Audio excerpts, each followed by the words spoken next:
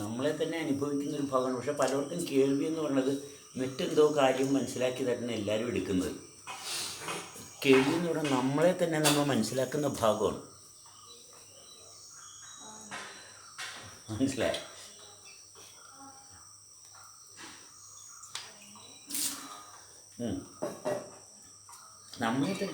നമ്മളെ തന്നെ നമ്മൾ അനുഭവിക്കുന്ന ഭാഗമാണ്.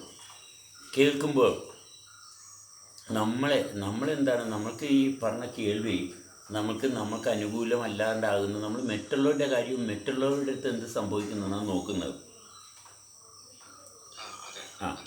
അതുകൊണ്ടാണ് നമുക്കത് കിട്ടാത്തത്. മനസ്സിലായി? നമ്മുടെ സെൻസ് ഓർഗൻസ്, ഇന്ദ്രിയങ്ങൾ നമുക്ക് വേണ്ടിയിട്ടാണ് വർക്ക് ചെയ്യുന്നത്, അല്ലാണ്ട് മറ്റുള്ളവർക്ക് വേണ്ടിയിട്ടല്ല വർക്ക് ചെയ്യുന്നത്.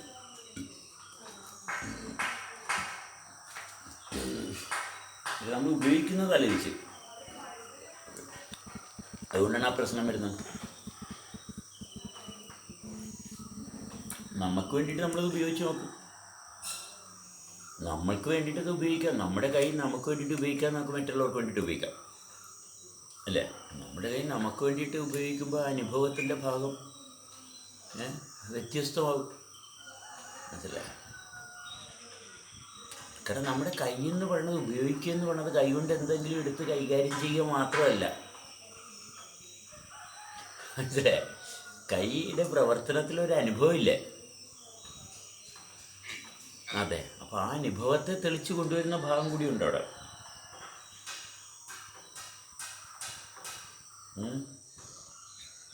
നമ്മുടെ ഇന്ദ്രിയങ്ങളെ നമുക്ക് ഉപയോഗിക്കാന്ന് പറയുമ്പോൾ അനുഭവം തെളിച്ചു കൊണ്ടുവരിക എന്നല്ല ഉദ്ദേശിക്കുന്നത്. തീർച്ചയായിട്ടും അനുഭവത്തെ തെളിച്ചു കൊണ്ടുവരിക എന്നുള്ളതാണ് ആവശ്യകത.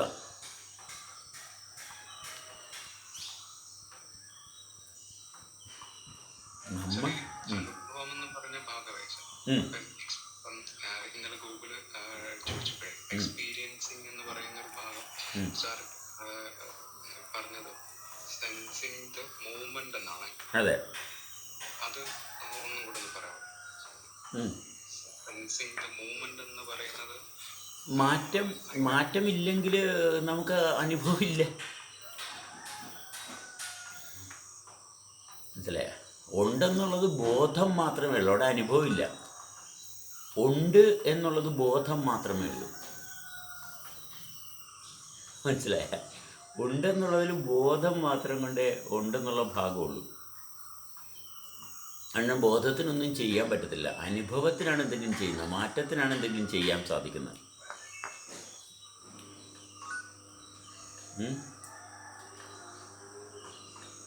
ക്ലിയർ അല്ലേ? ഉണ്ടെന്നുള്ളതിനെ അറിയുന്നത് അനുഭവത്തിലൂടെയാണ്. ഉണ്ടെന്നുള്ളത് അറിയുന്ന അനുഭവത്തിലൂടെയാണ്. മാറ്റങ്ങൾ വരുമ്പോഴാണ് അറിയുന്നത്. അപ്പോൾ മാറ്റം ശരീരത്തിൻ്റെ ആണ്, ബോധവും ശരീരത്തിൻ്റെ ആണ്. എല്ലാം ശരീരത്തിൻ്റെ തന്നെയാണ്, അല്ലാണ്ട് ശരീരത്തെ ഒഴിവാക്കിക്കൊണ്ടുള്ളൊരു ഭാഗമില്ല.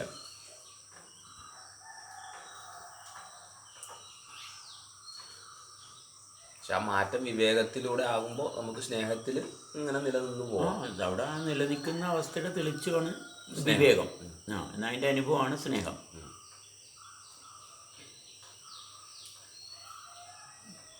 കേൾക്കുന്നില്ലേ? ചലനം എന്ന് പറയുന്നത് ചലനത്തെ സെൻസ് ചെയ്യുന്നതാണ് അനുഭവം. അതെ അതെ അതെ അതെ.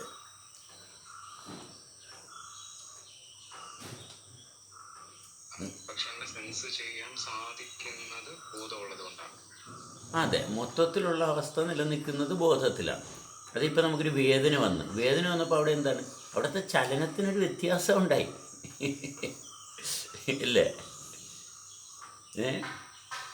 ഒരു മുറിവുണ്ടായപ്പോൾ ഉടനെ അവിടുത്തെ ചലനത്തിന് വ്യത്യാസം ഉണ്ടായില്ല, ഡിസ്റപ്ഷൻ വന്നില്ല, അല്ലേ? പെയിൻ ഒരു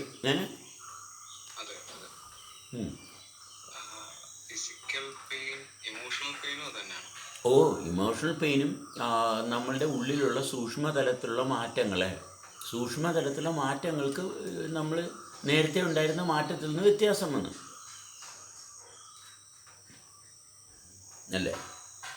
ഇപ്പം നമ്മൾ വയലിൻ വായിക്കുമ്പോഴത്തേക്ക് എങ്ങനെയാണ് അത് താളത്തിലാകുന്നത്? എപ്പോഴാണ് നമ്മുടെ ശരീരത്തിലുള്ള നമ്മുടെ ശരീരത്തിലുള്ള വൈബ്രേഷനുമായിട്ട് സിങ്ക്രണൈസ് ചെയ്യുമ്പോഴാണ് നമ്മൾ ആഹാ ആ വളരെ രസമുണ്ട്. അപ്പോൾ ഒരാൾ സംസാരിക്കുമ്പോൾ മറ്റൊരാൾക്ക് ബുദ്ധിമുട്ടുണ്ടാകുന്നു. എന്തുകൊണ്ട് ബുദ്ധിമുട്ടുണ്ടാകുന്നു? അയാൾ ഉണ്ടാക്കി വെച്ചിരിക്കുന്ന തീരുമാനത്തിന് യോജിച്ചതല്ല. അതുകൊണ്ടാണ് ഇയാൾക്ക് ബുദ്ധിമുട്ടുണ്ടാകുന്നത്. മനസ്സിലായി? ഇയാൾ തീരുമാനം എടുത്ത് വെച്ചിട്ടിരിക്കുകയാണ്. യെസ് നജീഷ് ഹാർട്ടൊക്കെ കിട്ടി. അപ്പം നമ്മളെടുത്ത് വെക്കുന്ന തീരുമാനത്തിൻ്റെ ഭാഗത്തിന് കോട്ടം വരും. നമ്മുടെ തീരുമാനം ഒരു വൈബ്രേഷനായിട്ടാണ് നിൽക്കുന്നത്. മനസ്സിലായി? അതുകൊണ്ടല്ലേ മറ്റൊരാൾ പറയുമ്പോഴത്തേക്ക് അതിനകത്ത് മാറ്റം വരുന്നതുകൊണ്ടാണ് എല്ലാവരും ബഹളം വെക്കുന്നത്. കാഴ്ചയിലും പ്രവൃത്തിയിലും മറ്റുള്ളവരൊരു പ്രവൃത്തി ചെയ്യുമ്പോഴത്തേക്ക് നമുക്കെന്താണ് അസ്വസ്ഥനാകുന്നത്? നമ്മളുടെ അനുഭവത്തിൻ്റെ ഭാഗത്തിന് മാറ്റം വരുന്നു. നമ്മളുടെ ഒരു തീരുമാനമുണ്ട്, ഇങ്ങനെയേ ചെയ്യാൻ പാടുള്ളൂ, ഇങ്ങനെയാണ് ഇരിക്കേണ്ടത്. അല്ല, ഇപ്പോൾ ഒരാൾ മറ്റൊരാളെ ഇടിക്കുന്നു അല്ലെങ്കിൽ കത്തി കൊണ്ട് കുത്തുന്നു. ചിലവർ തലകറങ്ങി വീഴുന്നത് എന്തുകൊണ്ടാണ്? ചോരയൊക്കെ കാണുമ്പോൾ ചിലർ തലകറങ്ങി വീഴുന്നത് എന്തുകൊണ്ടാണ് ചോരയൊക്കെ കാണുമ്പോൾ തലകറങ്ങി വീഴുന്നത്? എൻ്റെ രക്തം പോകുന്ന, എനിക്കുണ്ടാകുന്ന നാശമായിട്ടാണ് അവിടെ വരുന്നത്, അല്ലേ? എന്നിലുണ്ടാകുന്ന ദോഷമായിട്ടാണ്, മറ്റൊരാളിലല്ല, അത് എന്നിലാണ് സംഭവിക്കുന്നത്. മനസ്സിലായ? അതുകൊണ്ടാണ് തലകറങ്ങി വീഴുന്നത്.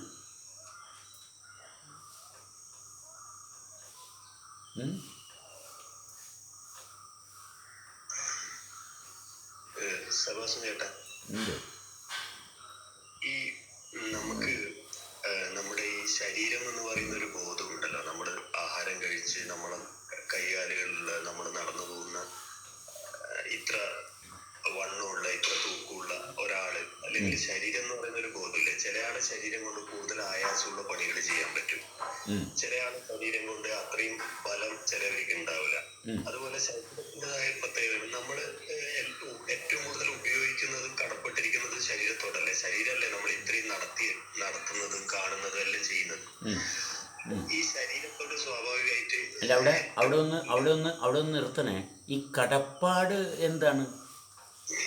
ഈ കടപ്പാട് ആർക്കാണ് കടപ്പാട്? എന്താ കടപ്പാടിൻ്റെ കാര്യം എന്താണ്? നമുക്ക് ആവശ്യമുള്ളത് നമ്മൾ ശരീരം ഉപയോഗിച്ച് ഒരുപാട് പണി ചെയ്യുമ്പോൾ നമുക്ക് അതിനോട് അല്ല, നമുക്കെന്ന് പറയുന്നത് ആരാണ്? നമുക്കും ഈ കടപ്പാട് വരുന്നത് എന്തുകൊണ്ടാണ്? കടപ്പാടിൻ്റെ ആവശ്യം എന്താണ്? കടപ്പാട് നമുക്ക് ഒരുപാട് കർമ്മങ്ങൾ അതിനെ കൊണ്ട് ചെയ്തതിന്റെ ഒരു ആർക്ക്? ഈ നമുക്ക് അതിനെക്കൊണ്ട് എന്നൊക്കെ പറയുന്നതിൻ്റെ കാരണം എന്താ? നമ്മൾ അവിടെ പരിശോധിക്കണം. നമുക്ക് അതിനെക്കൊണ്ട് എന്നൊക്കെ പറയാനുള്ള കാരണം എന്താണ്? അത് വേറൊന്നായിട്ട് അത് വേറൊന്നായിട്ട്, അതും ഇതും നമ്മളെല്ലാം ഒന്നാണ്. മനസ്സിലായ? അതുകൊണ്ടാണ് ഈ തോന്നിയാസിയായി പോകുന്നത്, വേണ്ടാത്ത കാര്യത്തിൽ ഇടപെട്ട് പോകുന്നത്. അതുകൊണ്ടാണ്. മനസ്സിലായി? ഇതിനെക്കൊണ്ട് അത് ചെയ്യിപ്പിച്ചു, പിന്നെ മറ്റൊന്ന് ചെയ്യിപ്പിച്ചു. എന്നുവെച്ചാൽ നമ്മൾ ജീവിക്കുന്ന ഭാഗത്തോട്ട് എത്തുന്നില്ല. മനസ്സിലായ? നമ്മളെപ്പോലും നമ്മൾ മര്യാദക്ക് തിരിച്ചറിയുന്നില്ല. അതുകൊണ്ടാണ് കടപ്പാട്, സഹതാപം. മനസ്സിലായ? നമ്മളിതെല്ലാം ഒന്നായിട്ട് നിൽക്കുന്നു. എന്നിട്ട് അതിനെക്കൊണ്ട് തോന്നിയാസം ചെയ്യിപ്പിച്ചു. കടപ്പാട് നമുക്ക് ഗുണകരമാണ്, അങ്ങനെയല്ല കാണേണ്ടത്. ഇതിങ്ങനെയാണ്.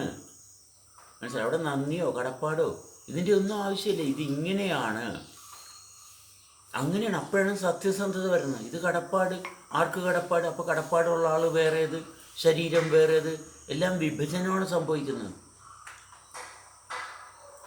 ഇപ്പോ നമുക്കൊരു ശരീരബോധം എന്ന് പറയുന്ന ഒരു തലത്തിൽ നിൽക്കുമ്പോൾ അത് അല്ല, അവിടെ വേറെ ബോധം എന്താണ് ഉള്ളത്? വേറെ എന്ത് ബോധമാണ് ഉള്ളത്? എന്റെ ശരീരം അല്ല, അതല്ലാണ്ട് പിന്നെ വേറെ എന്തെങ്കിലും ബോധമുണ്ടോ?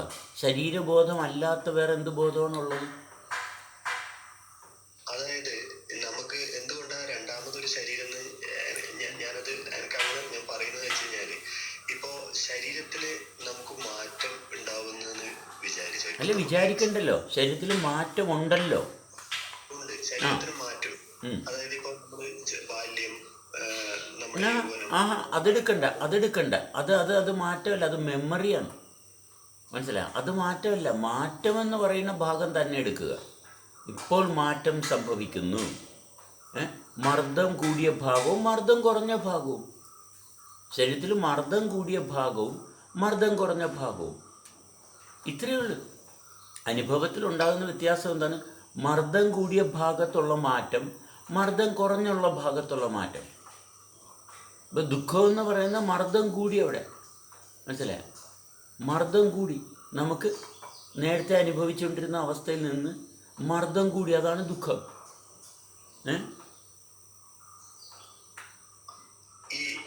അതുപോലെ ഇല്ല ഇല്ല ഇല്ല ഇല്ല ഇല്ല ഇല്ല ഇല്ല ഇല്ല ഇല്ല അങ്ങോട്ട് പോലെ. നിങ്ങൾ കേൾക്കുന്നില്ല, നിങ്ങൾ കേൾക്കുന്നില്ല, നിങ്ങൾ കേൾക്കുന്നില്ല, മനസ്സിലായോ? അവിടെ കേൾക്കുന്നില്ല.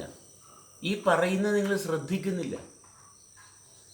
ഈ പറയുന്നത് എന്താണെന്നുള്ള ഭാഗം അങ്ങോട്ട് എടുക്കുന്നില്ല. അതവിടെ റിജക്റ്റ് ചെയ്ത് കളഞ്ഞിട്ട് പിന്നെ വേറെ നിങ്ങളുടെ ചിന്തയിലോട്ട് കൊണ്ടുപോവുകയാണ്. മനസ്സിലായോ? നിങ്ങൾ ഈ പറഞ്ഞത് കേട്ടില്ല, അവിടെ ഇരിക്കുന്നില്ല. മനസ്സിലായോ? ഈ ശ്രദ്ധയില്ല, അവിടെ കേൾക്കുന്നില്ലത്. നിങ്ങൾ നിങ്ങൾ കേട്ടാലേ എനിക്കിപ്പുറത്ത് നിങ്ങൾ ശ്രവിക്കുന്നില്ല. നിങ്ങൾ ശ്രവിച്ചാലേ ഞാൻ പറയുന്നതുകൊണ്ട് ഗുണമുള്ളൂ. എനിക്കിപ്പുറത്തത് അനുഭവത്തിൽ കാണുന്നില്ല നിങ്ങൾ കേൾക്കുന്നതായിട്ട്. കാരണം ഞാൻ പറഞ്ഞൊരു സംഭവം നിങ്ങളെ വന്ന് എങ്ങനെ സ്പർശിച്ചു, ആ ഭാഗം അഭിലാഷനോടല്ലേ ഞാൻ സംസാരിക്കുന്നത്. എന്നിട്ട് അഭിലാഷ് അത് വകവെക്കുന്നില്ല. അഭിലാഷ് അത് വകവെക്കുന്നില്ല, ഉൾക്കൊള്ളാൻ തയ്യാറല്ല. മനസ്സിലായി? അഭിലാഷ് ഞാൻ പറയുന്നത് ഉൾക്കൊള്ളാൻ തയ്യാറല്ല, അത് എടുക്കുന്നില്ല, സ്വീകരിക്കുന്നില്ല. അഭിലാഷ് അത് റിജക്റ്റ് ചെയ്യണേന്ന് പിന്നെയും എന്നോട് സംസാരിക്കാൻ പറ്റുന്നു. എന്നെ ഞാൻ പറയുന്നത് കേൾക്കാൻ തയ്യാറാകാതെ പിന്നെയും എന്നോട് കാര്യങ്ങൾ ചോദിക്കുന്നു. എന്ത് കാര്യത്തിന്? ഞാൻ പറയുന്നത് അവിടെ സ്വീകരിക്കാൻ തയ്യാറല്ല, ഞാനുമായിട്ട് പൊരുത്തപ്പെടാൻ തയ്യാറല്ല. ഞാൻ ഒരു കാര്യം ഞാൻ ചോദിച്ചോട്ടെ? ഇല്ല, ചോദിക്കണ്ട. ഇല്ല, ചോദിക്കണ്ട. ഞാൻ ചോദ്യത്തിന് ഞാൻ അവസരം കൊടുക്കുന്നില്ല. കാരണം അഭിലാഷ് പറയുന്ന കാര്യങ്ങൾ മാത്രമേ, അഭിലാഷ് പറയുന്നത് കേട്ടിട്ട് ഞാൻ പ്രതികരിക്കുന്ന ഭാഗമാകും. അഭിലാഷ് സ്വീകരിക്കാൻ തയ്യാറല്ല,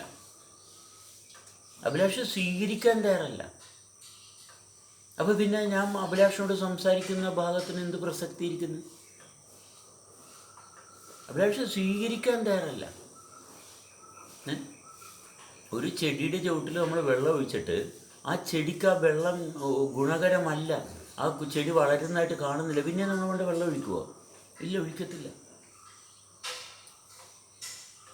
മനസ്സിലായി? അവിടെ പരസ്പരമുള്ള ബന്ധം വേണം. ഇത് ആ ബന്ധമില്ല. മനസ്സിലായി? ആ ബന്ധം വേണം, എന്നിട്ടേ കാര്യമുള്ളൂ. നമ്മൾ അങ്ങോട്ടും ഇങ്ങോട്ടും എന്നുള്ള ഭാവം അവിടെ അനുഭവത്തിൽ കാണണം. അതല്ലാണ്ട് ഇത് ഞാൻ കൂട്ടത്തിലുണ്ട്, പറയണെല്ലാം കേൾക്കുന്നുണ്ട്, ഇല്ല, കേൾക്കുന്നില്ല. അങ്ങനെ നമ്മൾ സംസാരിക്കുന്നതിൽ പ്രസക്തിയില്ല. സംസാരത്തിന് ഒരു റെസ്പെക്റ്റ് ഉണ്ട്. എന്നുവെച്ചാൽ അഭിലാഷ് കേൾക്കുന്നില്ലെന്ന് കണ്ടിട്ടും പിന്നെയും ഞാൻ അഭിലാഷിനോട് പറഞ്ഞുകൊണ്ടിരുന്നു കഴിഞ്ഞാൽ അഭിലാഷിന് തോന്നും, മനസ്സിലായോ?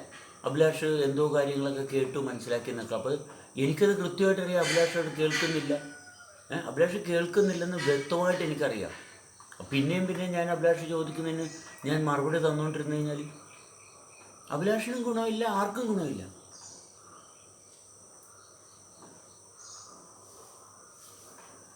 പരസ്പരം ബന്ധമില്ല അവിടെ.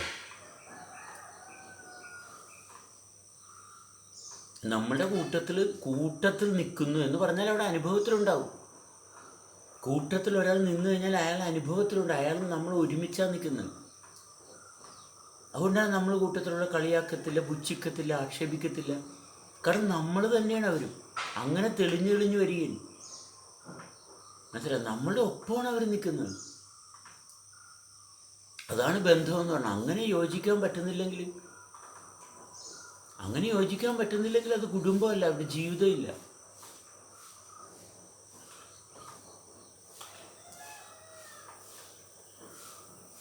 ദേഷ്യം വരുമ്പോൾ രണ്ടുപേർക്കും ദേഷ്യം വന്നു, സങ്കടം വന്നപ്പോൾ രണ്ടുപേർക്കും സങ്കടം വന്നു. പക്ഷെ ജീവിക്കുന്ന ഭാഗത്ത് ഒരുപോലെ നിൽക്കുന്ന ഭാഗം അത് വേണ്ടേ? അവിടെ ഒരുമ വേണം, അവിടെ അനുഭവത്തിലുണ്ടാകണം.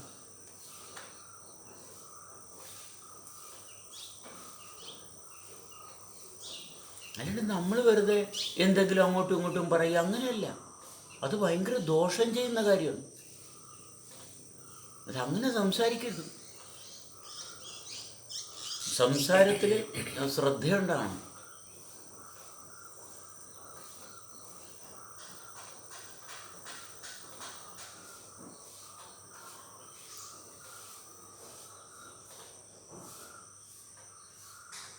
സംസാരത്തിൽ പാകത ഉണ്ടാകണം. മനസ്സിലായോ? ശബ്ദമാണ്, മനസ്സിലായ? ഇത് ശബ്ദമാണ്. കാരണം വളരെ അമൂല്യമായിട്ടുള്ള ഒരു അനുഭവമാണ്, വളരെയേറെ. കാരണം മറ്റൊരു വ്യക്തിയുടെ ജീവിതത്തെ ഉണർത്താനും നശിപ്പിക്കാനും സാധിക്കുന്നതാണ് ശബ്ദം. അതെ, കത്തി കൊണ്ട് കുത്തിയാൽ കുഴപ്പമില്ല, ഇത്രയും. പക്ഷെ സംസാരം എന്ന് പറയുന്നത് വളരെ മനോഹരമായിട്ട് ശ്രദ്ധിച്ചു കൊണ്ടുകൊണ്ടാണ്.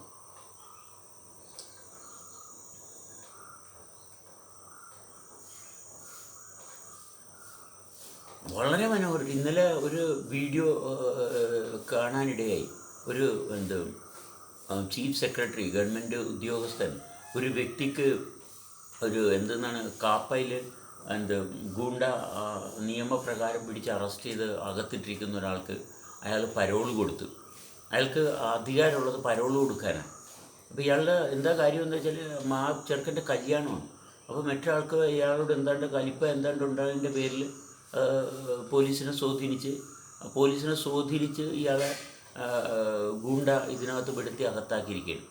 അപ്പോൾ പോലീസുകാർക്കും അവിടെ ഇയാളെ അകത്തിടണമെന്നുള്ള എന്തോ താല്പര്യമുണ്ട്. പോലീസുകാരും വഴിവിട്ട ഭാഗത്താണ് പോയെന്നുള്ളതാണ് ഇദ്ദേഹത്തിൻ്റെ വീഡിയോയിൽ പറയുന്നത്. അവിടെ ഇദ്ദേഹം ചെയ്തതെന്നാൽ ഇദ്ദേഹത്തിന് ചെയ്യാവുന്ന പരോള് കൊടുത്ത്, അപ്പോൾ 7 ദിവസത്തെ പരോളാണ് കൊടുത്തത്. കല്യാണം കഴിഞ്ഞ് ഒരാഴ്ച കൂടി കല്യാണം കഴിഞ്ഞിട്ട് വന്നാൽ മതി എന്നുള്ള ഭാഗത്താണ് ഇയാൾ ശനിയാഴ്ച റിലീസ് ചെയ്തു. ഇയാളുടെ കല്യാണം തിങ്കളാഴ്ച കല്യാണം കഴിഞ്ഞ് 7 ദിവസം ഇയാൾ തിരിച്ച് വെള്ളിയാഴ്ച ശനിയാഴ്ച വന്ന് കയറിയാൽ മതി, ജയിലിൽ വന്ന് കയറിയാൽ മതി. പക്ഷെ ഇയാൾ ചൊവ്വാഴ്ച വന്ന് ഇയാൾ കയറുകയാണ്. മനസ്സിലായി? തിരിച്ച് ഇയാൾ ചൊവ്വാഴ്ച വന്ന് തിരിച്ചു വന്ന് കയറുകയാണ്. എന്താണ്? 2 കൂട്ടരും ചെയ്ത പ്രവൃത്തി നോക്കണം. ഈ പരോള് കൊടുക്കാൻ അദ്ദേഹം എടുക്കുന്ന തീരുമാനം എന്താണ്? ഒരു വ്യക്തിയുടെ ഒരു നന്മയുടെ ഭാഗം, അയാൾ ഒരു ഗൂണ്ട ആകാതിരിക്കാൻ, ഒരു ക്രിമിനൽ ആകാതിരിക്കാൻ, അയാളുടെ വീട്ടിൽ അയാളുടെ കല്യാണം അയാളെ മാനസികമായിട്ട് ടോർച്ചർ ചെയ്താൽ അയാൾ നാളെ സമൂഹത്തിന് ഒരു ദോഷമുള്ള ഒരാളായിട്ട് മാറും. മനസ്സിലായോ? മറ്റൊരാൾ ഒരു ദോഷമുള്ള ആളായിട്ട് മാറും. അങ്ങനെ മാറാതിരിക്കാൻ എടുത്ത തീരുമാനമാണ്. അത് ഇവിടെ പലപ്പോഴും പലരും നിരപരാധികളെയാണ് ക്രൂരമായിട്ട് വേദനിപ്പിച്ചിട്ട് അവർ വേറുള്ള ക്രിമിനൽസൊക്കെ ആയിട്ട് മാറുന്നത്. ഇതാരും മനസ്സിലാക്കാറില്ല. ഒരു വ്യക്തിയെ വെറുതെ അനാവശ്യമായിട്ട്, നിഷ്കളങ്കനായ ഒരു വ്യക്തിയെ അനാവശ്യമായിട്ട് ടോർച്ചർ ചെയ്ത് ആ വ്യക്തി മാനസികമായിട്ടുള്ള രോഗത്തിനും വേറുള്ള മാനസിക അവസ്ഥയുടെ വിക്റ്റിമാകുകയാണ് ചെയ്യുന്നത്. കാരണം തെറ്റ് ചെയ്തവനറിയാം, തെറ്റ് ചെയ്തവന് എല്ലാ വിധത്തിലും അവനെ സംരക്ഷിച്ചുകൊണ്ട് പോലുള്ള എല്ലാ കാര്യവും, കാരണം അവൻ തെറ്റ് ചെയ്തതാണ്. അതുകൊണ്ട് അവനെപ്പോഴും അവന് അപകടം വരാതിരിക്കാനുള്ള ഭാഗത്തോട്ടുണ്ടാവും. പക്ഷേ നിഷ്കളങ്കൻ ഒരിക്കലും അങ്ങനെ ഒരു തീരുമാനം എടുക്കത്തില്ല. കാരണം ഞാൻ തെറ്റ് ചെയ്തിട്ടില്ല. അപ്പം തെറ്റ് ചെയ്തിട്ടുള്ളവർ ഈ തെറ്റിനെ മറച്ചു വെക്കാനുള്ള എല്ലാ ശ്രമങ്ങളും നടത്തും. മനസ്സിലായി? ഈ തെറ്റ് ചെയ്തിട്ടുള്ളവർ സംസാരിക്കുമ്പോൾ നമ്മൾ ശ്രദ്ധിച്ചു നോക്കിയാൽ മതി, അവരൊരിക്കലും നമ്മുടെ ഒപ്പം ഇരുന്ന് സംസാരിക്കത്തില്ല. കാരണം ഈ തെറ്റ് മറച്ചു വെക്കാനുള്ള എല്ലാ ശ്രമങ്ങളും ഇവർ നടത്തും. അപ്പം നമ്മൾ അവരോട് സംസാരിക്കുമ്പോൾ അവരോടുള്ള സ്നേഹവും താല്പര്യവും അവരിങ്ങനെ മറച്ചു വെക്കുന്നൊരു ഭാഗത്തെ നമ്മൾ സാവകാശം നമ്മൾ അതിന് സ്ഥാനം കൊടുക്കണം. കാരണം നമുക്ക് നിങ്ങളോട് സംസാരിക്കാൻ പറ്റുന്നില്ല. നമുക്ക് സംസാരിക്കാൻ പറ്റുന്നില്ല. അവർ തന്നെത്താൻ മനസ്സിലാക്കിക്കൊള്ളും. അവർ തന്നെത്താൻ തിരുത്തും. നിങ്ങളോട് എനിക്ക് സംസാരിക്കാൻ പറ്റുന്നില്ല എന്ന് നമ്മൾ ബോധ്യപ്പെടുത്തണം. അല്ലാണ്ട് നമ്മൾ പിന്നെ അവരോട് സംസാരിച്ച് അവരുടെ വിചാരം അവർ ഈ മറച്ചു വെച്ചതെല്ലാം മറഞ്ഞു തന്നെ ഇരിക്കുന്നു, അവർ നശിക്കുകയാണ്. അങ്ങനെ നമ്മൾ ചെയ്യരുത്. അവർ മറച്ചു വെച്ചിട്ടുള്ള ഭാഗം മറച്ചു വെച്ചിട്ടുണ്ടെങ്കിൽ നമുക്ക് സംസാരിക്കാൻ പറ്റത്തില്ല. സംസാരിക്കരുത് അവരോട്. മനസ്സിലായി? കാരണം അപ്പോൾ അവിടെ സംഭാഷണം ശരിയാകത്തില്ല, അവിടെ ബന്ധം ഉണ്ടാകത്തില്ല. പിന്നെ മനസ്സിലായി? അത് തനിയെ അത് ഒന്നെങ്കിൽ അത് വിട്ടു അല്ലെങ്കിൽ അത് തിരുത്തി വരും. അത് സംസാരം എന്ന് പറയുന്നത് വെറുതെ നേരം പോക്കിനുള്ളതല്ല. ഈ നേരം പോക്കിന് സംസാരിക്കുന്ന ആൾക്കാർക്ക് ഇതിങ്ങനെ വെറുതെ വളവള കേൾക്കാമെന്നുള്ളത് മാത്രമേ ഉള്ളൂ. അതല്ല, സംസാരം എന്ന് പറയുന്ന അതിശ്രേഷ്ഠമായിട്ടുള്ള ജീവനെ പരിപോഷിപ്പിക്കുന്ന വളരെ മനോഹരമായിട്ടുള്ള ഒരു ബന്ധമാണ് സംസാരം. അത് വെറുതെ എന്തെങ്കിലും തോന്നിവാസം സംസാരിക്കുകയല്ല, നേരം പോക്കിന് സംസാരിക്കുകയല്ല. വളരെ ശ്രദ്ധയോടുകൂടിയായിരിക്കണം. എന്താണ് ഞാൻ ചെയ്യുന്ന പ്രവൃത്തി? എന്താണ് പ്രവൃത്തി? ഏത് അനുഭവത്തിൽ നിന്നാണ് ചെയ്യുന്ന പ്രവൃത്തി? ഏത് അനുഭവത്തിൽ നിന്നാണ്? അനുഭവത്തിന് കാരണം എന്താണ്? അത് അനശ്വരമാണോ അതോ നൈമിഷികമാണോ? ആരെങ്കിലും എന്തെങ്കിലും ചെയ്തതിൻ്റെ പേരിൽ അവർ ചെയ്തതിൻ്റെ പേരിൽ നമ്മൾ എന്തോ ചെയ്യുന്നു? അങ്ങനെയല്ല. വളരെ മനോഹരമായിട്ട് ശാശ്വതമായിട്ടുള്ള പ്രവർത്തനത്തെ ശ്രദ്ധിച്ച് അത് മീനിങ് ഫുള്ളായിരിക്കണം. അത് എന്നാലേ സംഭാഷണത്തിന് വൃത്തി ഉണ്ടാകത്തുള്ളൂ. അല്ലാതെ വെറുതെ തോന്നിവാസം ചെയ്യരുത്. എന്തെങ്കിലും അങ്ങോട്ട് വായി തോന്നിയത് പറയുകയല്ല. വളരെ ശ്രദ്ധയോടുകൂടി ആ വ്യക്തിയുമായിട്ടൊരു ബന്ധമുണ്ടെങ്കിൽ സംസാരിക്കാവൂ. ഇത് ആ വ്യക്തിയായിട്ട് ബന്ധമില്ല, ആ വ്യക്തി വെച്ച് എന്തൊക്കെ പറയുന്നു, വന്നിരിച്ച് നമ്മൾ എന്തെങ്കിലും പറഞ്ഞാൽ എന്തെങ്കിലും ഉടനെ ചോദ്യമായിട്ട് വരും. ആ ചോദ്യത്തിന് ഒരടിസ്ഥാനമില്ല, അത് ഒരടിസ്ഥാനമില്ല. അങ്ങനെ നമ്മൾ സംസാരിക്കുമ്പോഴത്തേക്കും എനിക്കത് മനസ്സിലാകുന്നില്ല, എൻ്റെ അനുഭവത്തിൽ തെളിഞ്ഞു വരുന്നില്ല, കൃത്യമായിട്ട് പറയുക. പക്ഷെ നമ്മൾ വലിയ അറിവുള്ളവനായിട്ട് നടിക്കേണ്ട കാര്യമൊന്നുമില്ല. നമുക്ക് അനുഭവം മതി, അറിവല്ല. അറിവ് എൻ്റേതാ. അറിവല്ല പങ്കുവെക്കുന്നത്, അനുഭവത്തിലാണ് നിൽക്കുന്ന ഓരോരുത്തരും. അപ്പോഴാണ് ശരിക്കുള്ള സംസ്കാരം ഉണ്ടാകുന്നത്. അപ്പോഴാണ് ശരിക്കും കൂട്ടായ്മ, സത്സംഗം എന്ന് പറയുന്ന ഭാഗത്തിൻ്റെ ആ ഒരുമയുടെ സവിശേഷത.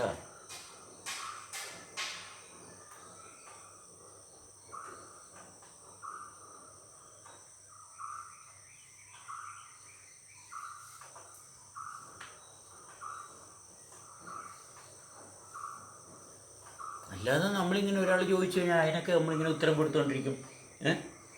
അങ്ങനെ പോകരുത് ഒരിക്കലും.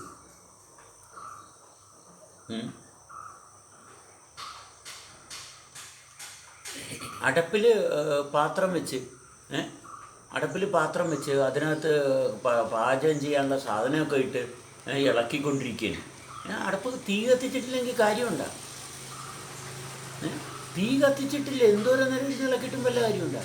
തീ കത്തിക്കണമല്ലേ അവിടെ, എന്നാലേ മാറ്റം ഉണ്ടാവുള്ളൂ. ഞാൻ മാറ്റിക്കൊണ്ടിരിക്കുകയാണ്, ഇളക്കിക്കൊണ്ടിരിക്കുകയാണ്. പക്ഷെ ആ മാറ്റം അല്ലല്ലോ. തീ കത്തിക്കുമ്പോൾ ചൂട് ചെല്ലുമ്പോൾ അവിടെ ഉണ്ടാകുന്ന മാറ്റം, ആ ഉള്ളിലോട്ടാണ് ആ മാറ്റം വരുന്നതല്ലേ. അപ്പോൾ നമ്മൾ ശ്രദ്ധ എവിടെ വേണം? ആ ഉള്ളിൽ മാറ്റം ഉണ്ടാകുന്നുള്ള ഭാഗം ശ്രദ്ധിക്കണം. ഇത് മനുഷ്യർ തമ്മിലുള്ള ബന്ധമല്ലേ ഇപ്പോഴാണ്. അല്ലാണ്ട് ഈ നിമിഷത്തിൽ നമ്മളാണ് തീരുമാനിക്കുന്നത്. നമ്മളെ അനുഭവിക്കുന്നുണ്ടോ ഇല്ലെന്ന് നമുക്ക് ഓരോരുത്തർക്കും തീരുമാനിക്കാം.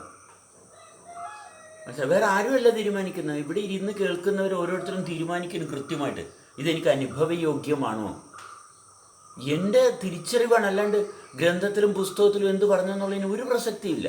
ഒരു വ്യക്തിക്ക് ആ വ്യക്തിയെ കൃത്യമായിട്ട് അനുഭവിക്കാൻ പറ്റുന്നുണ്ടോ, അതാണ് അവിടെ വരേണ്ടത്. അത് എത്രത്തോളം തെളിഞ്ഞു വരുന്നു.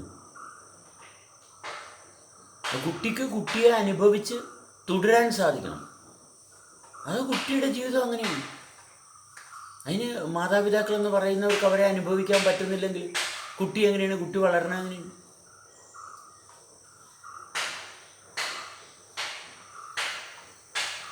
നമുക്ക് നടത്താൻ പറ്റത്തില്ല, നമുക്ക് ഒരു കാരണവശാലും നടത്തിക്കൊണ്ടുപോകാൻ പറ്റത്തില്ല. നടക്കാനുള്ള കാരണം എന്താണ്? നമ്മൾ നടക്കാനുള്ള കാരണം എന്താണ്? അത് എന്താണ്? എളിമ വേണം, എളിമ വേണം. അഹങ്കാരം പാടില്ല. അഹങ്കാരിയാണ് മറച്ചു വെക്കുന്നത്. പക്ഷെ ആരും അറിയത്തില്ലെന്നാണ് വിചാരിക്കുന്നത്. മനസ്സിലായി? അഹങ്കാരിയുടെ ഭാവം എന്താണ്? ആരും അറിയത്തില്ല. അതെ, ഒരിക്കലും ആരും അറിയത്തില്ല. അഹങ്കാരിയെ ആരും അറിയത്തില്ല. അഹങ്കാരി മരിച്ചു, അത്രയേ ഉള്ളൂ. ജീവിക്കത്തില്ല.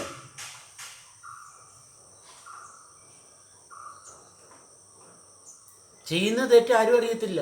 അഹങ്കാരി മാത്രമേ അറിയുന്നുള്ളൂ തെറ്റാണ് ചെയ്യുന്നതെന്ന്. പക്ഷെ അഹങ്കാരി ആ അഹങ്കാരവും ആ തെറ്റുമായിട്ട് മരിച്ചു പോവും, നശിച്ചു പോവും. രോഗം വന്ന് വേറെ കാര്യമൊന്നുമില്ല.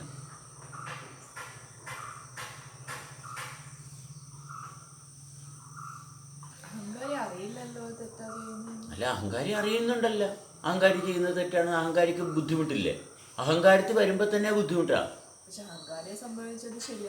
അല്ല, അഹങ്കാരത്തിലോട്ട് വരുമ്പോൾ തന്നെ ബുദ്ധിമുട്ടാണ്. അപ്പോൾ എന്തുകൊണ്ട് അഹങ്കാരി അറിയുന്നില്ല? അഹങ്കാരം എന്ന് പറഞ്ഞ അവസ്ഥ ബുദ്ധിമുട്ടാണെന്നുള്ള ഭാഗം നമ്മൾ പറയണം. മനസ്സിലായി? ഇത് എന്തിനാണ് നമ്മൾ സംസാരിക്കുന്നത്? കാരണം നമ്മൾ സംസാരിക്കുന്നത് മനുഷ്യരുമായിട്ടുള്ള സഹകരണത്തിന് വേണ്ടിയിട്ടാണ്. മനുഷ്യരുമായിട്ട് സഹകരിക്കാൻ, നല്ല ബുദ്ധിയുമായിട്ടല്ല. മനസ്സിലായി? ഒരു മനുഷ്യനുമായിട്ട് സഹകരിക്കാൻ കിട്ടുന്ന അവസരം ഒരു മഹാഭാഗ്യമാണ്. അത് ഒരു മഹാഭാഗ്യമാണ്. അപ്പോൾ ശബ്ദമെന്ന് പറയും അല്ല, സമയം പോകാനല്ല, സൂക്ഷ്മതലത്തെ തെളിച്ചു കൊണ്ടുവരാനാണ് അനുഭവത്തിൽ.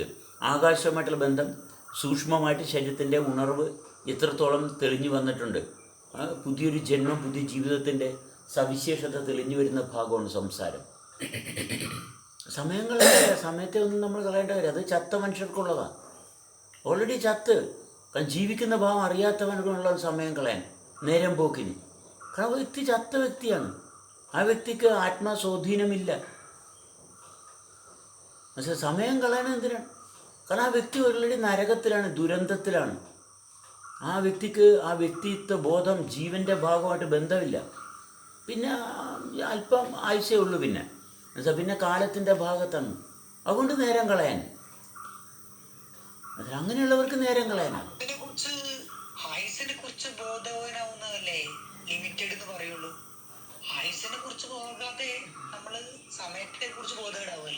അതെ, സമയത്തെക്കുറിച്ച് ബോധേടാവുന്ന ആരാണ്? ജീവൻ്റെ സ്പന്ദനത്തിൻ്റെ താളവുമായിട്ട് ബന്ധമില്ലാത്തവനല്ലേ നേരം പോക്കിന്. കാരണം സമയമുള്ളവന് ജീവനില്ല. അപ്പോൾ അവൻ ചെയ്യുന്ന പ്രവൃത്തിയെല്ലാം സമയം കളയാൻ.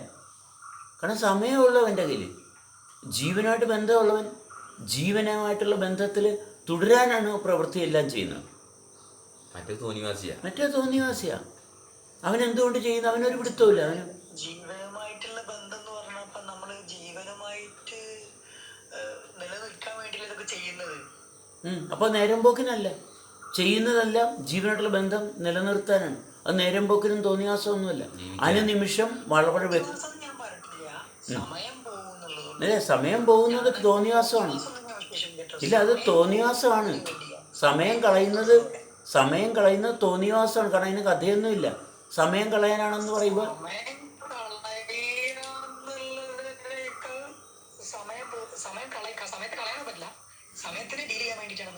എന്നല്ല, സമയത്തെ ഡീൽ ചെയ്യേണ്ട ഭാഗമില്ല.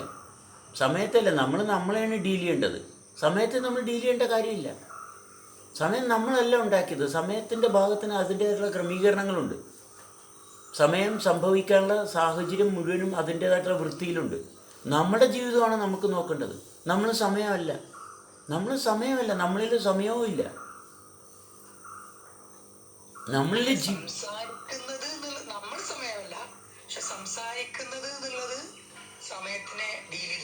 അല്ല, സംസാരിക്കുക എന്നുള്ളത് നമ്മൾ ആകാശമായിട്ടുള്ള ബന്ധത്തെ ഉണർത്തിക്കൊണ്ടിരുന്നപ്പോൾ ചത്തുകൊണ്ടിരിക്കുന്ന വ്യക്തിയെ സംബന്ധിച്ചിടത്തോളം പിന്നെ സമയത്തെ ഡീൽ ചെയ്യുന്നു.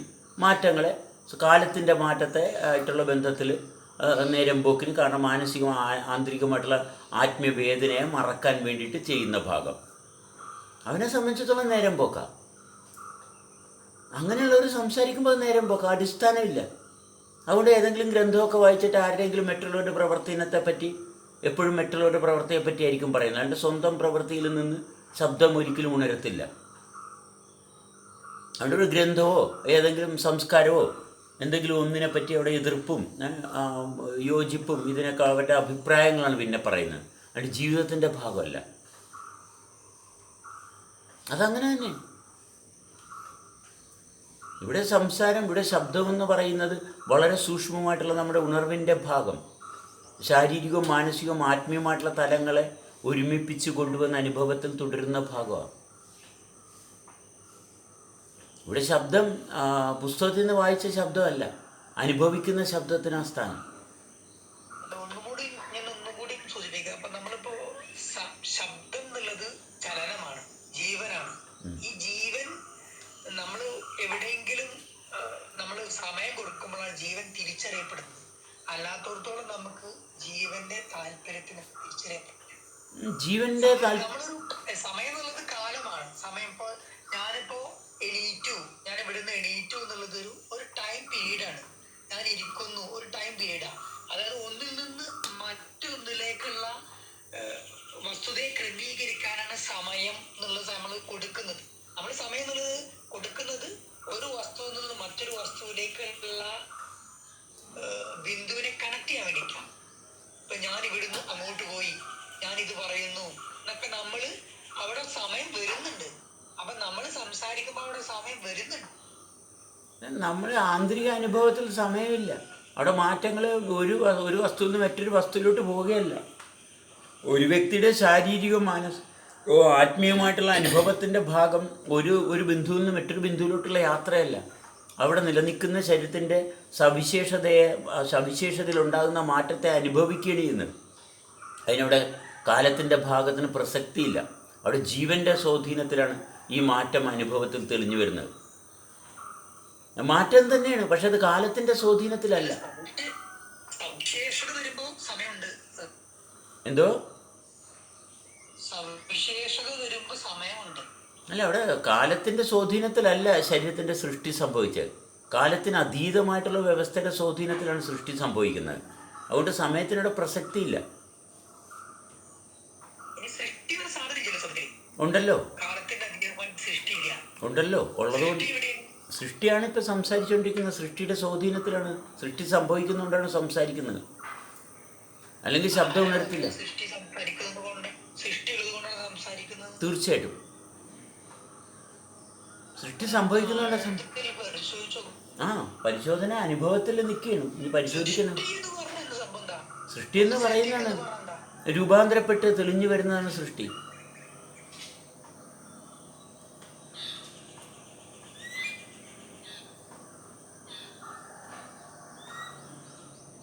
സൃഷ്ടി സംഭവിക്കുന്നതുകൊണ്ടാണ് നമുക്ക് സംസാരത്തിൽ തുടരാൻ പറ്റുന്നത്. ആവേശമില്ല, ആസക്തിയില്ല. കാരണം അതിൻ്റെ മാറ്റത്തിന് അടിസ്ഥാനമുണ്ട്, വ്യവസ്ഥയുണ്ട്, കൃത്യതയുണ്ട്, പരിപാലിക്കാൻ സാധിക്കുന്നു. കാരണം സൃഷ്ടി സംഭവിക്കുന്നതുകൊണ്ടാണ് പരിപാലിക്കാൻ സാധിക്കുന്നത്. അതിന് തുടർച്ചയുണ്ട്.